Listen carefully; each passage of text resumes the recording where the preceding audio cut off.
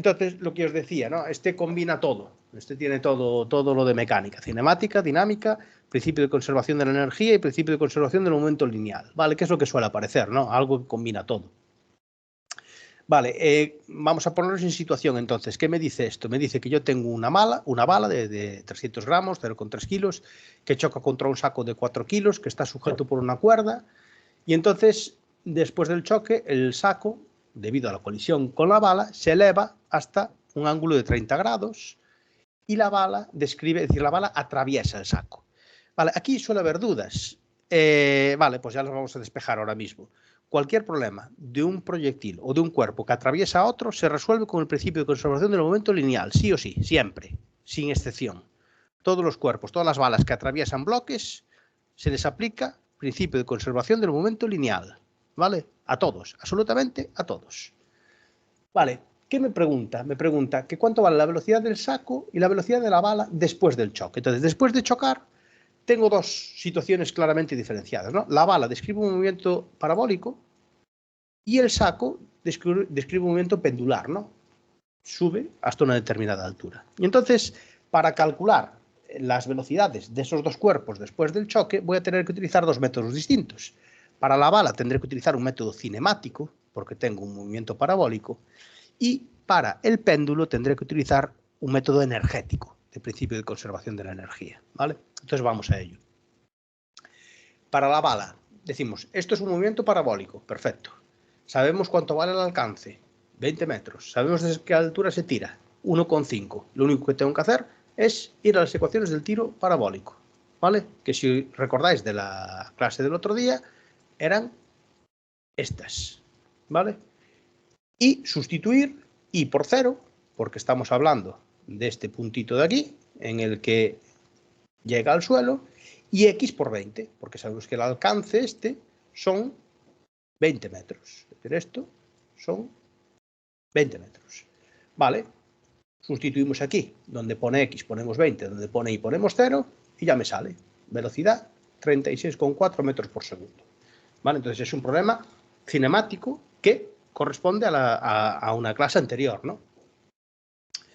Bien, vamos con el problema del saco. Es decir, el saco aquí tiene una velocidad determinada y entonces esa velocidad le impulsa a subir hasta una determinada altura. Entonces, ¿cómo vamos a resolver esto? Pues principio de conservación de la energía. Tenemos una situación inicial que es aquí y tenemos una situación final que es aquí. Vale, entonces energía mecánica inicial igual a energía mecánica final. La energía mecánica se desglosa, por así decirlo, en cinética más potencial, tanto en A como en B. Y entonces ahora vamos a tachar términos. En A no hay altura, porque podemos tomar como altura 0 la posición inicial. Entonces este término lo vamos a tachar. Y en C no hay velocidad, porque es el punto de altura máxima. Entonces ahí es justamente cuando se para. Vale, aplicamos el principio de conservación de la energía con una salvedad, bueno, salvedad o una particularidad que ya hablamos de ella el otro día, y es el de calcular la altura, ¿no? La altura a la que está este punto, pues será esta h que está aquí marcada. Entonces, esta h, ¿a qué es igual? Pues esta h será igual a todo esto, perdón, a toda esta distancia de aquí, que coincide con la longitud del hilo, menos esta otra, que coincide justamente con con el cateto contiguo de este triángulo. Entonces, la distancia h que yo quiero calcular será toda la longitud del hilo, 0,5, menos el cateto de ese triángulo, 0,5 coseno de 30. ¿Vale? Entonces, ya tengo esta altura y la única incógnita de la ecuación es V2, que será la velocidad que lleva el saco después de haber sido atravesado por la bala. Vale, entonces en el choque entre la bala y el saco aplicamos lo que os decía, ¿no? El choque, cualquier problema en la que un proyectil atraviese un cuerpo se resuelve con el principio de conservación del momento lineal. Principio de conservación del momento lineal, que en este caso sí que puedo aplicar de manera escalar, ¿no? Porque es todo eje X, ¿no? Entonces, momento lineal antes del choque, es decir, masa de la bala por su velocidad antes de chocar, más, este ya lo taché, porque es el saco está quieto antes de chocar, igual a masa de la bala por la velocidad de la bala después del choque, más masa del saco por la velocidad del saco después del choque. Resulta que las velocidades de la bala y del saco después de haber chocado las calculé justo antes, acabo de calcularlas. Entonces, de aquí me va a quedar una ecuación donde la única incógnita es esta velocidad, la velocidad de la bala antes de chocar. Sustituimos datos y despejamos. ¿Vale? Me da 51,43 metros por segundo. Vale. Luego me preguntaba que cuánto valía la tensión de la cuerda cuando esta hace 10 grados con la vertical. Vale, entonces, este era un problema que también hablamos de él el otro día. Estamos en un movimiento pendular y entonces hay un peso, hay una tensión y hay también una fuerza centrífuga, que yo os dije que pintarais radial y hacia afuera.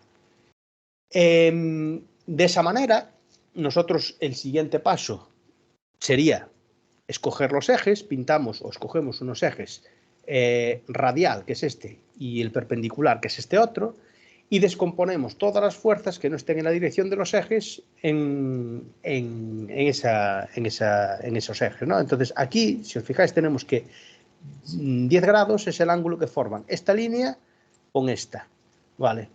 Entonces, esta línea que acabo de indicaros, que es la que marca la dirección de la cuerda, es paralela a esta, y esta línea vertical es paralela a esta. Por lo tanto, si estas dos, tanto esta como esta, forman 10 grados, esta y esta también formarán 10 grados. Entonces, paso a descomponer el peso. Descomponemos el peso y ahora aplicamos la ecuación del equilibrio. Os dije que estos movimientos circulares se les aplicaba la ecuación de equilibrio, suma de fuerzas igual a 0 en la dirección radial. Entonces, en la dirección radial yo tengo que la componente radial del peso, es decir, el resultado de descomponer esta, que es masa por gravedad por coseno de 10 grados, lo que os decía antes, ¿no? El ángulo de 10 grados es este de aquí y entonces el coseno es el cateto contiguo, es la componente con la que toca el ángulo. Igual a, bueno, más la fuerza centrífuga, más esta fuerza de aquí, que aquí ya la puse restando, ¿vale? Pero, bueno, originalmente estaría en el primer miembro de la ecuación, igual a la tensión, igual a la fuerza que va en la otra dirección. Y entonces de ahí tengo que despejar la tensión, ¿vale? Que es simplemente esta fuerza centrífuga pasarla para el otro lado. Me queda entonces la ecuación esta, la tensión igual a esa ecuación. Vale, aquí la masa la sé, la gravedad también, el ángulo de 10 grados, la masa la sé. ¿Qué no sé? No sé la velocidad. La velocidad la sé en el punto justo en el que el saco sale despedido, pero me está pidiendo la velocidad a una determinada altura, concretamente cuando la cuerda forma 10 grados. Entonces, pues para calcular la velocidad en ese punto, tendré que aplicar el principio de conservación de la energía entre el momento en el que el saco sale despedido y el momento en el que yo estoy interesado en saber cuánto vale la velocidad. Lo mismo que antes, ¿no?